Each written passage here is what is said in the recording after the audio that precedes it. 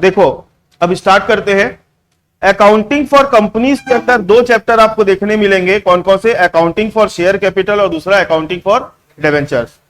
तो हम पहले शेयर कैपिटल की बात करेंगे क्योंकि वो एक चैप्टर है, पहले उसको खत्म करेंगे फिर अपन डिवेंचर्स में जाएंगे।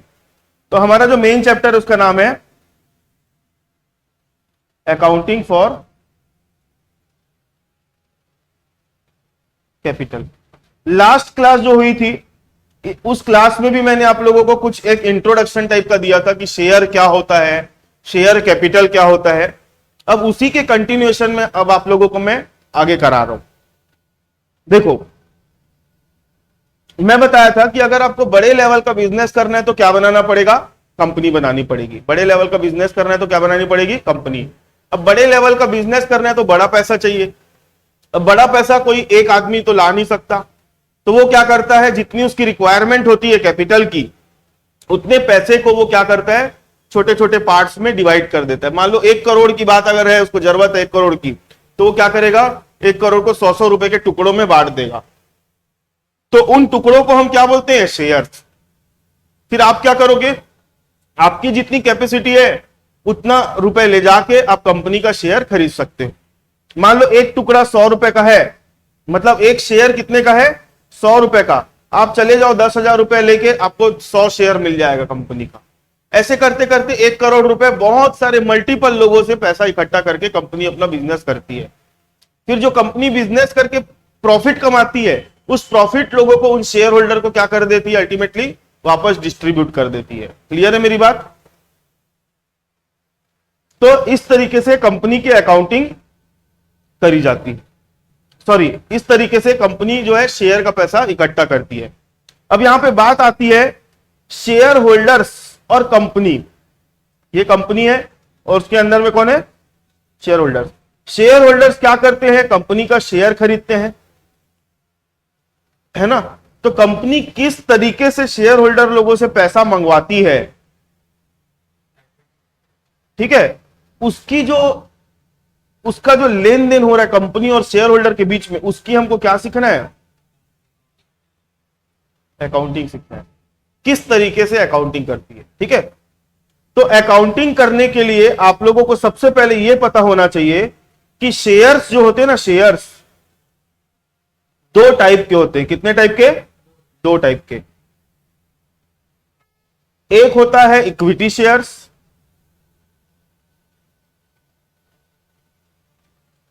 और दूसरा होता है प्रेफरेंस शेयर।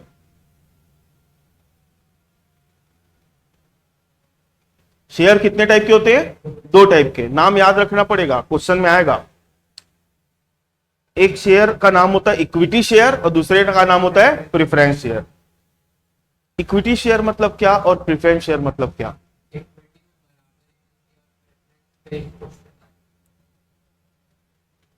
देखो दोनों तो है शेयर, लेकिन एक का नाम है प्रेफरेंस और दूसरे का नाम है इक्विटी।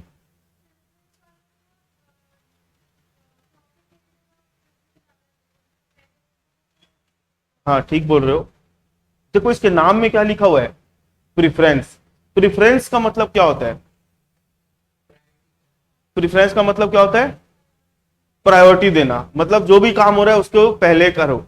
जैसे फॉर एग्जांपल मैं बोल सकता हूं, प्रेफरेंस शेयर वाले लोग है ना, गेस्ट होते हैं। गेस्ट मतलब मेहमान। और इक्विटी शेयर वाले मतलब जैसे आपके घर में कोई खाना खाने आया है, आपके यहाँ कोई डिनर या लंच का प्रोग्राम है और आपके यहाँ कोई आया हुआ है, ठीक है। तो एक छोटे से एग्जांपल ले रहा हूं। तो आपके घर में जो कुछ भी बना है, तो जो मेहमान आया हुआ है वो तो खाना खाएगा कि नहीं खाएगा? खाएगा। आप खाओगे कि नहीं खाओगे? आप भी खाओगे। हाँ डिपेंड करता है, आप भी तो खाओगे यार। हाँ ये भी सिचुएशन आएगी। तो मेरा बोलने का मतलब है कि मेहमान अगर हमारे घर आया है कुछ करने, खाने के लिए, डिनर या लंच पे, तो पहले क्या आप खा लोगे कि मेहमान को खिलाओगे? मेहमान को खिलाओगे। मेहमान क्या खाते ही जाएगा? खाते ही जाएगा।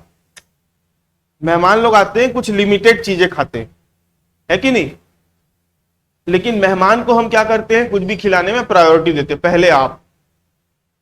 फिर उसके जाने के बाद जैसा भी है उसको देने के बाद, जाने के बाद नहीं, उसको देने के बाद जो भी बच गया वो सब किसका? इक्विटी वाले का। ज्यादा बचा तो भी इक्विटी का, कम बचा वो भी इक्विटी का, नहीं बचा तो भी इक्विटी का। तो घर के मेन मालिक कौन, इक्विटी वाले कि प्रेफरेंस वाले? मतलब कंपनी के मेन मालिक कौन कहलाते हैं मालूम है? Equity share holders. क्योंकि प्रेफरेंस शेयर होल्डर का जो बिहेवियर होता है ना कंपनी के अंदर, एक मेहमान तरीके से होता है। मेहमान, कुछ भी होगा पहले जाके खड़े हो जाते हैं। जैसे मैंने आपको थोड़ी देर पहले बताया कि कंपनी जो भी प्रॉफिट कमाती है, प्रॉफिट, तो प्रॉफिट जो भी कमाएगी ना कंपनी, तो जब बांटने की बारी आएगी तो लाइन में पहले कौन खड़ा होता है, इक्विटी वाले कि प्रेफरेंस वाले? प्रेफरेंस। उनको बांटने के बाद जो बचेगा वो सब किसका? इक्विटी वालों का। तो सर इक्विटी वालों को फायदा क्या है और नुकसान क्या है? इक्विटी वालों को फायदा क्या है और नुकसान क्या है? इक्विटी वाले को फायदा यह है कि प्रेफरेंस शेयर वाले को जो प्रॉफिट बटता है ना, वो एक फिक्स्ड परसेंटेज से बटता है। चाहे आपकी कंपनी में प्रॉफिट ज्यादा हो चाहे कम हो, प्रेफरेंस शेयर वाले को उतना ही प्रॉफिट मिलेगा। लेकिन अगर आपकी कंपनी में प्रॉफिट ज्यादा हुआ है तो प्रेफरेंस वाले को देने के बाद अगर ज्यादा प्रॉफिट भी बच रहा है तो वो किसका होगा? इक्विटी वालों का। इसलिए इक्विटी वालों को कंपनी का मेन ओनर कहलाता है, मेन ओनर। क्लियर है? अब ये बात आ गई प्रॉफिट बटने की। मैं दोनों शेयर के बीच में डिफरेंस बता रहा हूं ना, आप लोगों से डिफरेंस पूछेगा नहीं, लेकिन आप लोगों को पता, नाम अगर पहली बार सुने हो इक्विटी शेयर क्या होता है, प्रेफरेंस शेयर होता है, तो पता होना चाहिए ना। दोनों होते शेयर ही हैं, लेकिन इक्विटी और प्रेफरेंस दो अलग टाइप के शेयर होते हैं। दूसरा, प्रॉफिट बटने में फिक्स्ड परसेंटेज ऑफ डिविडेंड किसको मिलेगा? प्रेफरेंस को, और इक्विटी को अनलिमिटेड। दूसरा, कंपनी में कोई भी बड़े डिसीजन लिए जाते हैं ना, कंपनी में कोई भी बड़े बड़े डिसीजन लेते हैं तो वहां पे जितने भी इक्विटी शेयर होल्डर्स होते हैं ना, उनसे वोटिंग करवाते हैं। क्या करवाते हैं? वोटिंग। वोटिंग का जो रिजल्ट आता है उसके बेस पे डिसीजन फाइनल होता है, ये करना है कि नहीं करना है। तो वोटिंग का अधिकार किसका होता है? वोटिंग राइट किसका होता है? इक्विटी शेयर होल्डर का। इसको मिलता है क्या वोटिंग राइट? नहीं। प्रेफरेंस वाले को कोई वोटिंग नहीं, मतलब डिसीजन लेने में मदद नहीं करते हैं लोग। डिसीजन लेने में किसका अधिकार होता है? इक्विटी वालों का। मतलब इक्विटी शेयर होल्डर पूरे पावर को एंजॉय करते हैं, क्योंकि घर के मेन, कंपनी के मेन मालिक है ना भाई उन लोग। उनके जैसा बोलने से ही कंपनी वैसा वो करेगी। लेकिन प्रेफरेंस शेयर वाले लोग सिर्फ एक फिक्स्ड परसेंटेज ऑफ प्रॉफिट लेके चले जाएंगे, मेहमान टाइप है। वो कोई डिसीजन लेने में मदद नहीं करेंगे। हाँ, कंपनी जब बंद होने की बारी आएगी, कंपनी का बिजनेस अब बंद हो रहा है, कंपनी का दुकान धंधा पानी बंद, तो क्या होगा? कंपनी जब बंद हो जा रही है तब क्या होगा? तो उस केस में प्रेफरेंस शेयर वाले को पहला पैसा मिलेगा, जितना उसका है उतना ही देंगे, उससे 1 रुपया ज्यादा नहीं मिलेगा। लेकिन 1000 रुपए जितना उसका वैल्यू होगा उतना ही पैसा देंगे प्रेफरेंस वाले को। लेकिन जितना एक्स्ट्रा बचा हुआ रहेगा वो सब कौन लेके जाएगा? ज्यादा भी बच रहा है तो पूरा हिस्सा किसका होगा? इक्विटी का। कम बचेगा तो भी नुकसान ये झेलेगा, ज्यादा बचेगा तो भी इसी को मिलेगा, लेकिन प्रेफरेंस वाले को फिक्स्ड मिलेगा। ज्यादा के केस में ज्यादा नहीं मिलने वाला। क्लियर है? हाँ, लेकिन अगर कम पड़ गया, इतना कम पड़ेगा कि प्रेफरेंस वाले के भी नहीं बच रहे, तो प्रेफरेंस वाले का भी नुकसान है, उसको उतना कम देंगे।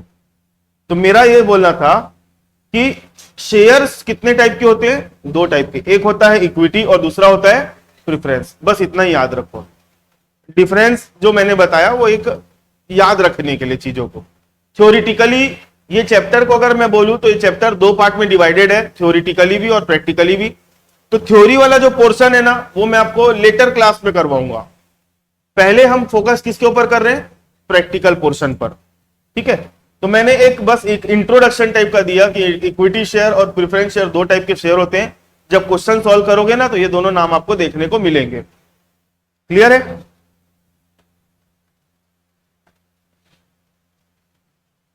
उसके बाद कंपनी का जो कैपिटल होता है, कंपनी का क्या होता है? कैपिटल। कंपनी उसको सिर्फ कैपिटल नहीं बोलती, क्या बोलती है?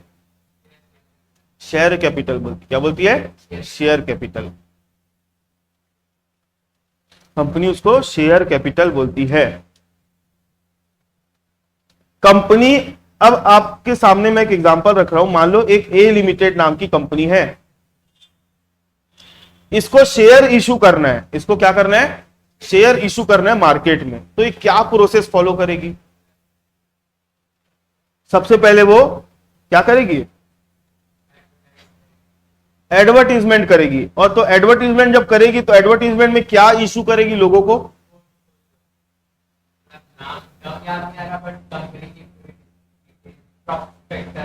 प्रोस्पेक्टस मार्केट में फैला देगी। उस प्रोस्पेक्टस के अंदर क्या रहेगा?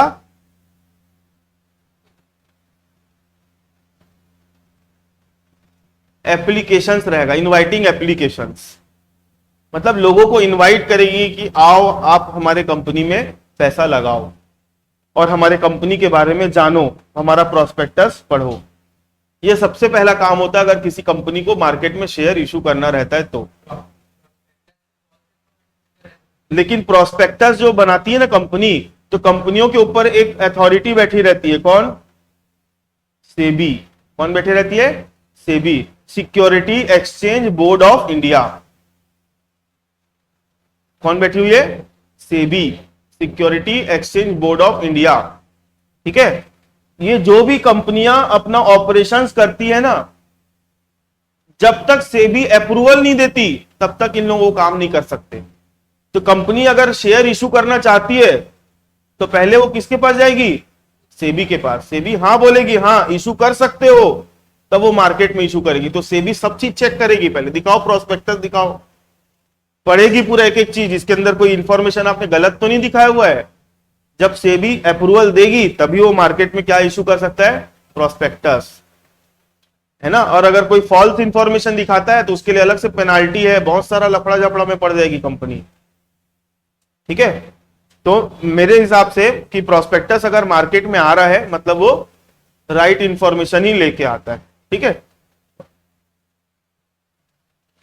तो फिर लोगों को पता चल गया। ध्यान से सुनते जाना ना, बहुत काम की बात है और पिछले क्लास से कुछ नया बताने वाला हूं। अब लोगों को पता चल गया हाँ ये कंपनी जो है शेयर इशू करने वाली है। तो जो लोग इंटरेस्टेड है, जो लोग अब इंटरेस्टेड है वो क्या करेंगे? लोगों को ठीक लग रहा है, हाँ अच्छा है कंपनी, हम पैसा लगाएंगे तो हमको अच्छा खासा प्रॉफिट होगा। तो लोग क्या करेंगे? लोग, अरे भाई उसके अंदर क्या होगा? एक एप्लीकेशन फॉर्म मिलेगा लोगों को। क्या मिलेगा? एप्लीकेशन फॉर्म मिलेगा। वो एप्लीकेशन फॉर्म भरेंगे लोग। क्या करेंगे? एप्लीकेशन फॉर्म भरेंगे। और एप्लीकेशन फॉर्म को किसके पास सबमिट करेंगे? कंपनी के पास। मेरी बात समझ में आई? लोगों को लग रहा है ना हाँ कंपनी में हमको पैसा लगाना चाहिए, अच्छी कंपनी है, तो लोग क्या करेंगे?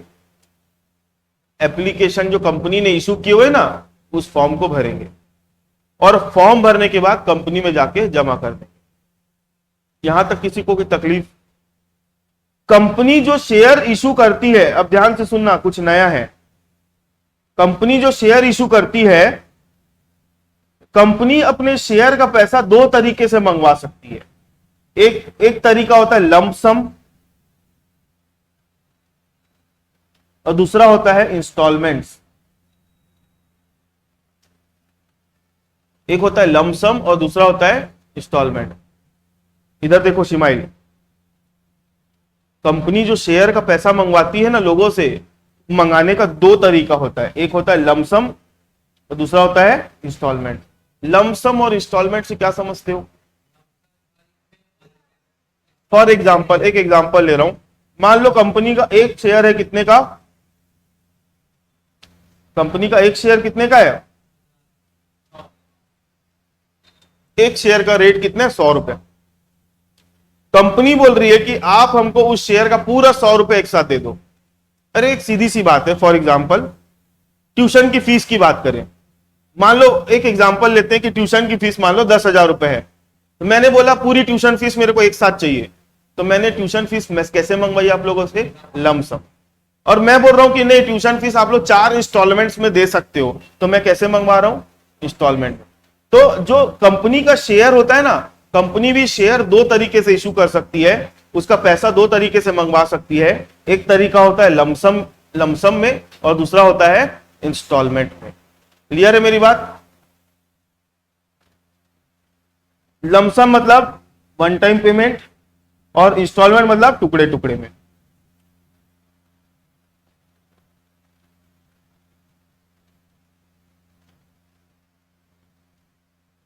अब ध्यान से सुनना। अब जो लोगों को कंपनी के शेयर में पैसा लगाना है, उन लोग क्या करेंगे? सबसे पहला काम क्या होगा? उन लोग फॉर्म भरेंगे। क्या करेंगे? फॉर्म भरेंगे। ठीक है, इन लोग गए कंपनी का फॉर्म भरे। फॉर्म में क्या इंफॉर्मेशन डालते होंगे? मान लो ये ए है, मान लो ये जो पहला वाला आदमी है वो ए है, उसको कंपनी का शेयर चाहिए, तो ए क्या डालेगा उस फॉर्म में? क्या क्या होगा इंफॉर्मेशन?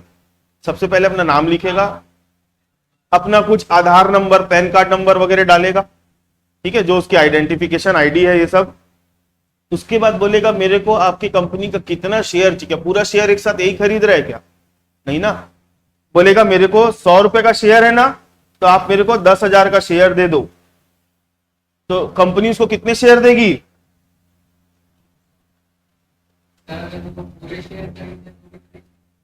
उसके लिए परमिशन लेना पड़ता है। एक आदमी के लिए एक शेयर खरीदने की लिमिट होती है। अगर आपको कंपनी का पूरे शेयर खरीदने हैं तो आपको वहां पे अप्रूवल लेना पड़ेगा, तब मिलता है। ठीक है, कंपनी और सेबी से। ठीक है, तो सुनो मेरी बात। तो ए जो है, ए अपना नाम लिखा, सब चीज डिटेल डाला, बोला मेरे को 100 रुपए वाले 100 शेयर चाहिए, जिसके लिए मैं आपको कितना रुपए देना चाहता हूं? 10,000।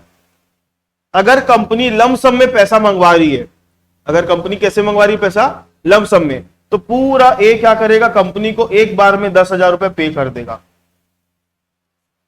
कंपनी क्या करेगी? पूरा एक बार में 10,000 ले लेगी। लेकिन अगर कंपनी बोल रही कि ठीक है आप इंस्टॉलमेंट्स में दे सकते हो, तो इंस्टॉलमेंट को है ना 3 या 4 पार्ट में डिवाइड करती कंपनी। कैसे? देखो, पहली इंस्टॉलमेंट किसको बोलते हैं? एप्लीकेशन को। कंपनी की जो पहली इंस्टॉलमेंट है उसका नाम होता है क्या? एप्लीकेशन। मतलब भाई कोई आदमी फॉर्म भर के भेजा, तो क्या कंपनी मान लेगी क्या तुम शेयर खरीदने वाले हो? फॉर्म तो कोई भी भर के भेज सकता है। कंपनी को जब तक पहला इंस्टॉलमेंट का पैसा नहीं मिलेगा, तब तक कैसे मानेगी कि तुम हमारे कंपनी का शेयर लेने वाले हो? तो कंपनी पहले एप्लीकेशन के टाइम पे, मान लो 100 रुपए का शेयर है, बोलेगी 30 रुपए जमा कर दो। तब तो कंपनी को पता चलेगा ना कि आप शेयर लेने वाले हो। दूसरे इंस्टॉलमेंट का नाम होता है अलॉटमेंट। दूसरे इंस्टॉलमेंट का नाम क्या होता है? जब कंपनी को कंफर्म हो गया कि हां कि ये हमारे कंपनी का शेयर लेने वाला है। क्यों लेने वाला है? क्योंकि उसने एप्लीकेशन का पैसा भरा है। तो अब कंपनी क्या करेगी? उसके नाम से शेयर अलॉट करेगी। ठीक है, अब शेयर अलॉट करेगी मतलब उससे अलॉटमेंट के टाइम पे भी कुछ पैसा मंगवाएगी। बोलेगी ठीक है आप 30 रुपए और ला के दो, अलॉटमेंट कर रहे हैं हम लोग। ये सब काम करने में टाइम का गैप आ जाता है।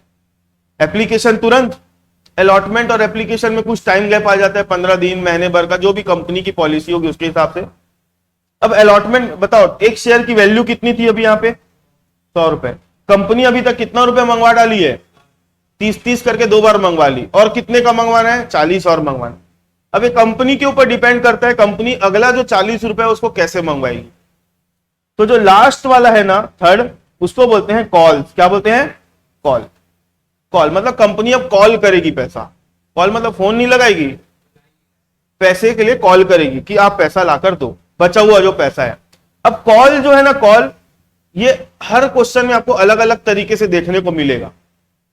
जैसे फॉर एग्जांपल कंपनी में बोलेगा, कंपनी बोलेगी आप जो बचा हुआ 40 है वो उसको दे दो फर्स्ट एंड फाइनल कॉल। क्या बोलेगी?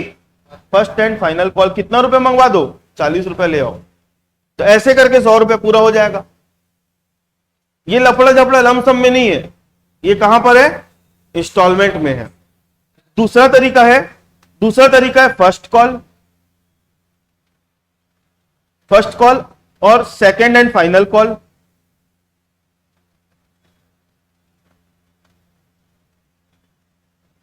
बोलेगी यहां पे 20 ला के दो, यहां पे 20 ला के दो। फर्स्ट कॉल करेगी और सेकेंड और फाइनल कॉल करेगी। तीसरा ऑप्शन होता है कंपनी के पास, फर्स्ट कॉल 10 रुपए, सॉरी 20 रुपए बोल देते हैं यहां पे, सेकेंड कॉल 10 रुपए और फाइनल कॉल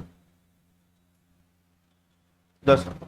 तो ये तीन ऑप्शन आपको कॉल में, मतलब ये मैं 3 बार लिखा ना अलग अलग, आपको क्वेश्चन में भी ऐसे ही देखने को मिलेगा।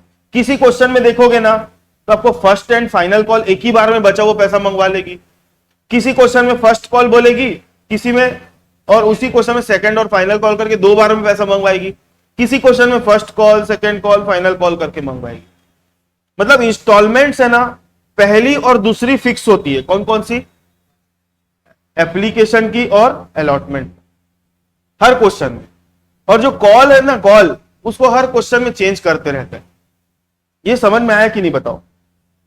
कंपनी, हाँ,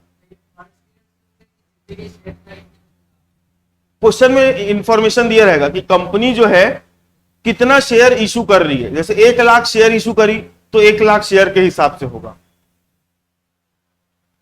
ठीक है। इंफॉर्मेशन जो दी रहेगी वो पर शेयर के हिसाब से दी रहेगी, लेकिन आपको कैलकुलेशन जो है टोटल जितने शेयर इशू हो रहे हैं उसके हिसाब से निकालना है, कैलकुलेशन करना पड़ेगा। जैसे कंपनी 1 लाख शेयर इशू करी तो 1 लाख के हिसाब से सारी अमाउंट्स निकालनी पड़ेगी आपको। क्लियर है? तो कंपनी जो है जब अपने शेयर इशू करती है तो शेयर इशू करने के 2 मेथड होते हैं, एक होता है लमसम और दूसरा क्या होता है?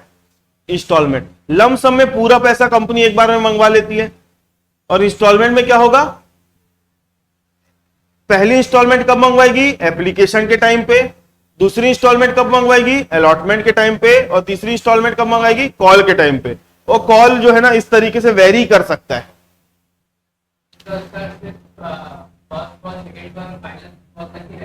हाँ, 3 कॉल रहता है मैक्सिमम, फर्स्ट, सेकंड और फाइनल।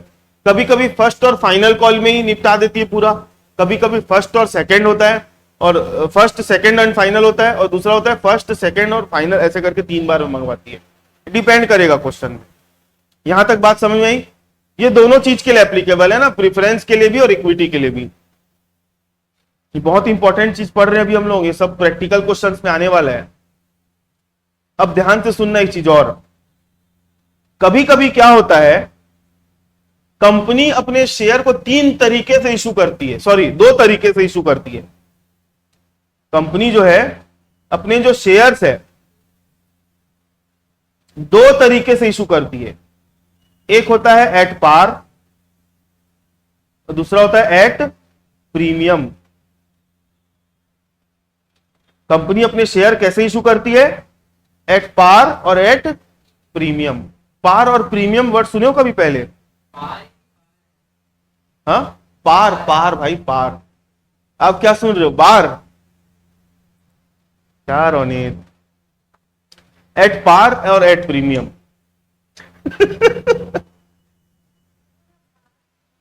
मैं पार बोला। कंपनी अपने शेयर कैसे इशू कर सकती है? एट पार और एट प्रीमियम। पार मतलब और प्रीमियम मतलब? पार मतलब सुनियो कोई? पार नहीं ना। पार मतलब होता है 100 रुपए का शेयर अगर है एक, तो कंपनी उसको कितने रुपए में इशू करेगी? 100 रुपए का शेयर 100 रुपए में इशू करेगी। उसको क्या बोलते हैं? At par. एट पार मतलब इक्वल 100 रुपए में। और एट प्रीमियम मतलब कंपनी कभी बहुत अच्छा बिजनेस करती है, डिमांड ज्यादा है शेयर की, तो 100 रुपए का शेयर कभी कभी कंपनी कितने में इशू करेगी? 120। मतलब 100 की चीज को ज्यादा में, तो जो ज्यादा का जो पैसा ले रही है ना, कितना रुपए ज्यादा ले रही है, उस 20 रुपए को क्या बोलेंगे? प्रीमियम। आई बात समझ में? 20 रुपए क्या हो गया? प्रीमियम। तो कंपनी अपने शेयर्स को 2 टाइप से इशू कर सकती है। कैसे? एट पार और एट प्रीमियम। पार मतलब जितने का शेयर है उतने में ही, और प्रीमियम मतलब जितने का शेयर है उससे थोड़ा बढ़ा के। ठीक है? तो आप लोगों को अकाउंटिंग करते समय इतनी सारी चीजों की ध्यान रखनी है जो मैंने अभी बताया। सबसे पहले टाइप ऑफ शेयर क्या है, इक्विटी है कि प्रेफरेंस है।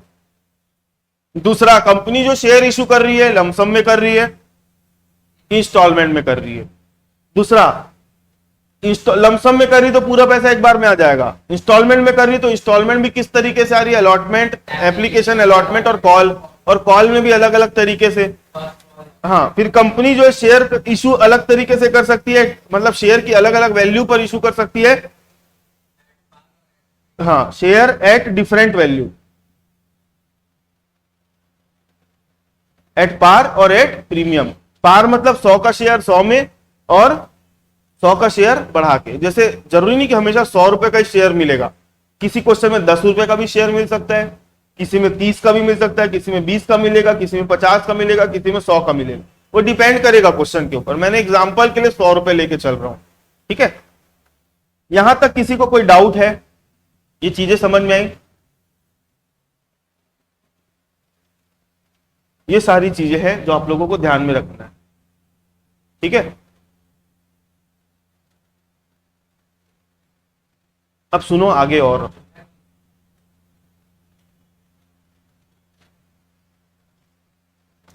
जो नॉर्मल बिजनेस होता है ना, नॉर्मल बिजनेस,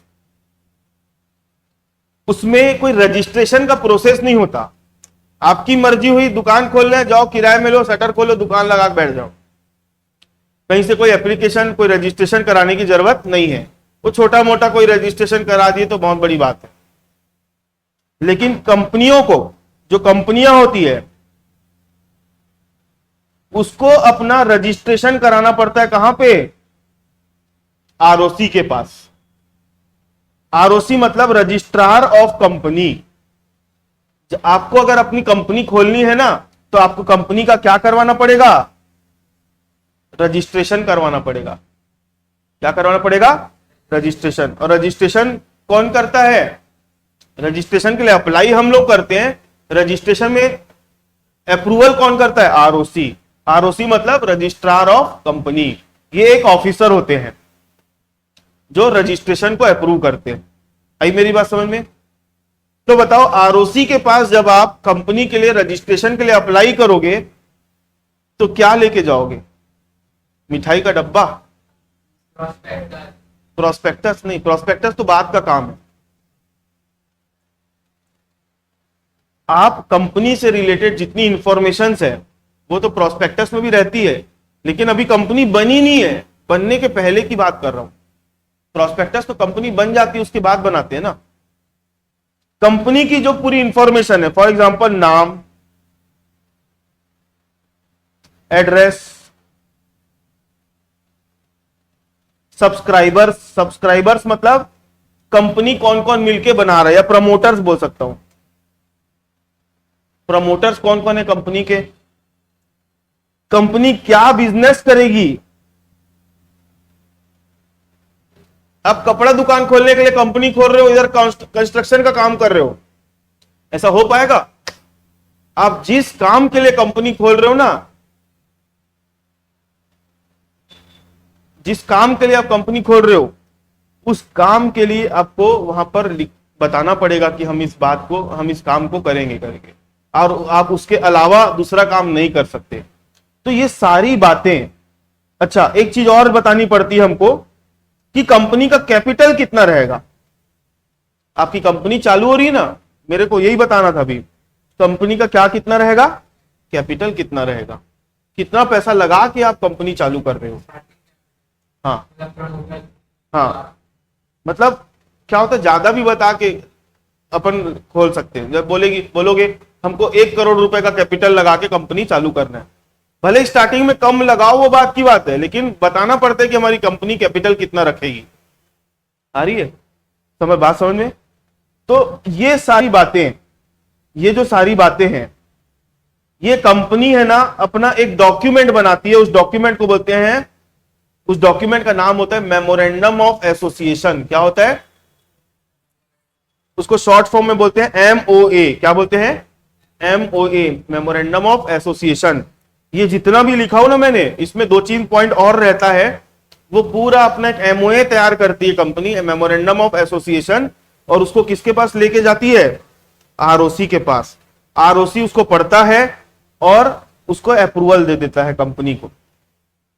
तो मेरा बोलने का मतलब है, कंपनी जब अपना रजिस्ट्रेशन करवा रही थी, रजिस्ट्रेशन करवाते समय उसको अपनी कैपिटल कितनी रखेगी वो बताना पड़ता है।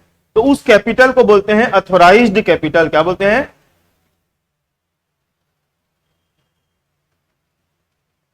उस कैपिटल का नाम क्या होता है? Authorised capital. अथोराइज्ड कैपिटल के और भी नाम होते हैं, इसको रजिस्टर्ड कैपिटल भी बोलते हैं। क्या बोलते हैं?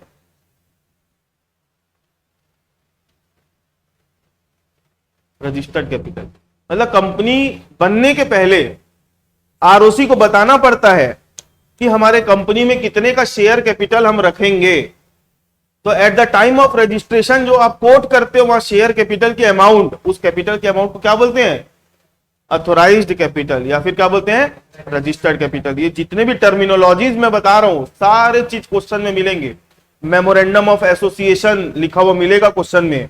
क्या लिखा हुआ मिलेगा?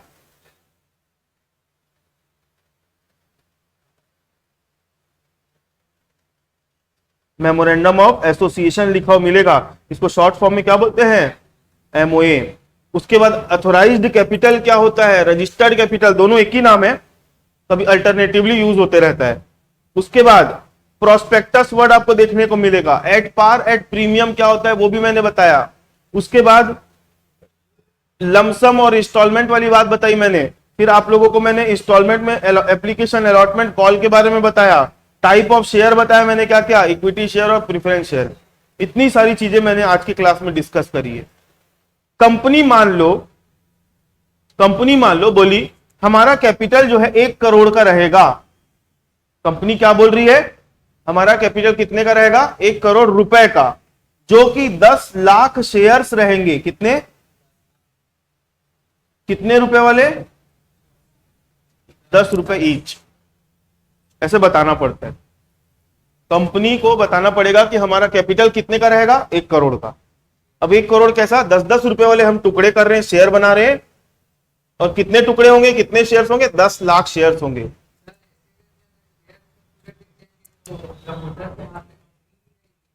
नहीं, वैसा नहीं रहता कुछ। फिर बाद में प्रमोटर अपने शेयर अलग रखते हैं, इशू उतने ही करते हैं जितना फिर प्रमोटर अपनी होल्डिंग बचा के रखता है भाई। वो ऐसा थोड़ी होता है कि पूरे वो कर दिए।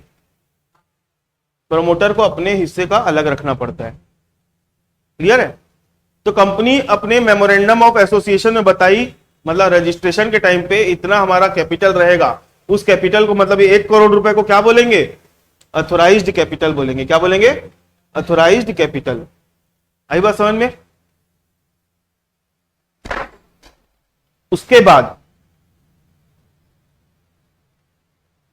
जरूरी नहीं कि जितने का अथोराइज्ड कैपिटल होगा ना कंपनी उतना पूरा शेयर इशू कर दे। इसमें से मान लो कंपनी ने 5 लाख शेयर बचा लिए और 5 लाख शेयर क्या कर दिए? इशू कर दिए। 5 लाख शेयर क्या कर दिए? बचा लिए। और 5 लाख शेयर क्या कर दिए? इशू कर दिए। तो जो शेयर इशू हो गए ना उसको बोलते हैं इशूड कैपिटल। क्या बोलते हैं? इशूड कैपिटल बोलते हैं। तो आज मैंने आप लोगों को कैपिटल के 2 नाम बताए। पहला नाम क्या था? Authorised capital. और दूसरा नाम मैंने क्या बताया? Issued capital. मौसम थोड़ा खराब हो रहा है, मैं आप लोगों की क्लास है ना इसके बाद से लूंगा, क्योंकि आप लोगों को घर भी जाना है। मौसम खराब हो रहा है बाहर, बादल। तो आप लोगों की अभी मैं छुट्टी कर रहा हूं, फिर अपन नेक्स्ट क्लास से इसको कंटिन्यू करें। ठीक है? चलो, क्लास ओवर।